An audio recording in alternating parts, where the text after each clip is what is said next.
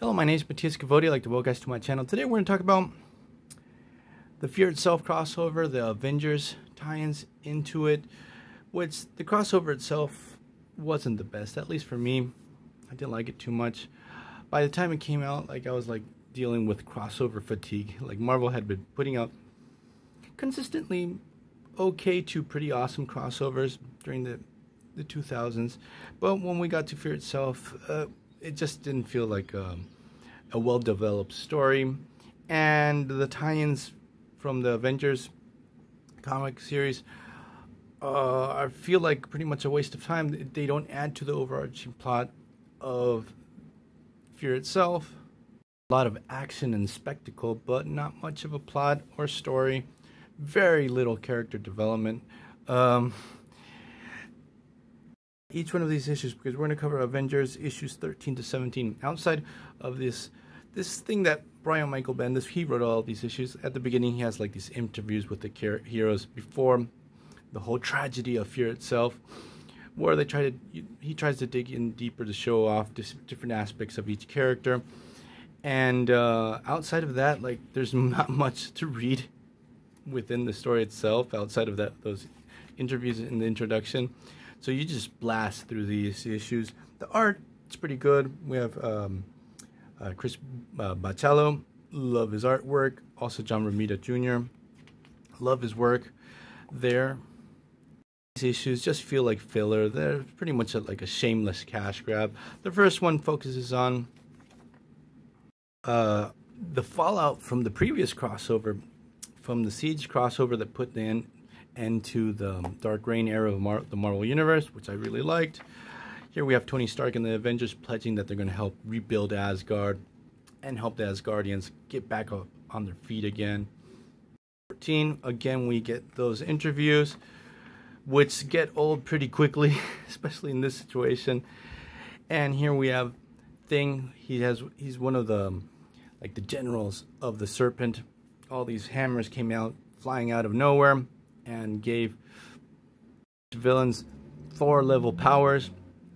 And in this case, poor Thing, he got his hands on one of these hammers. He turned into one of the Serpent's generals, the god of fear of Asgard.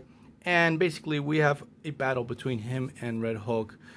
The action is great.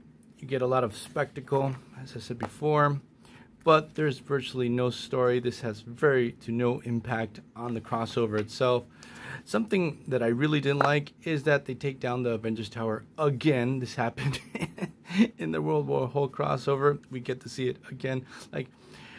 Having these things being taken down just lose their effect when they do it too often. It's like the helicarrier. You would never see it go down in any story. I remember the first time seeing the helicarrier going down was in the Onslaught crossover. But then after that, I've seen it been taken down a billion times, and it just loses that weight to it. It's like, oh my god, they destroyed that. Hulk fights valiantly against the Serpent Thing, and after this, Red Hulk is missing in action. Then in the next issue, issue 15, we have Miss Marvel, Protector, Spider-Woman, and Hawkeye going up against, I forgot, Thing and Hulk got the Serpent's hammers. So he's destroying Brazil, but again, we don't get much story. The only character development we get in these issues is that there's sort of a relationship budding between Spider-Woman and Hawkeye.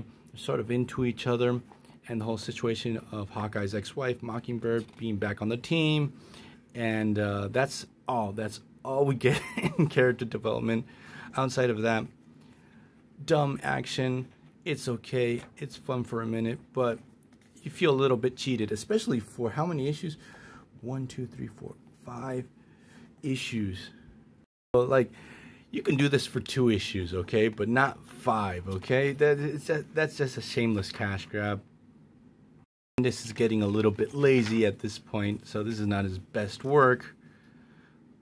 The issue Avengers 16 is the only one I feel that it does add a little bit to the story, where Sin sets a trap for Captain America. So Cap goes to this castle. He's trying to investigate it, what Sin is up to, what's her end game, what she's going after with her alliance with the Serpent, with the god of fear of Asgard. goes to this castle. He crosses paths with a bunch of old school Captain America villains.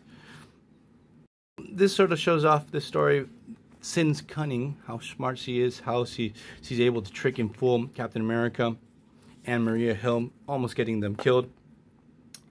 Agent Carter too. Also sort of not focused because he's dealing with the death of Bucky. He stayed dead after that crossover for about 3 minutes because they got him back and alive immediately after that story.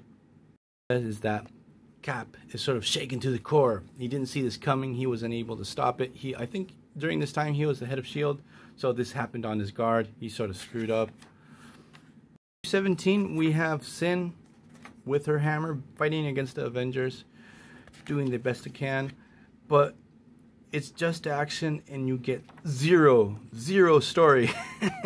Because and even there's a point where she just leaves. So she's called by the Serpent. She goes off to protect her new master, and that's it. There's only one really cool moment where Protector, or Marvel Boy, hacks into all of Iron Man's network of armors, and they all attack Sin. That part's pretty cool.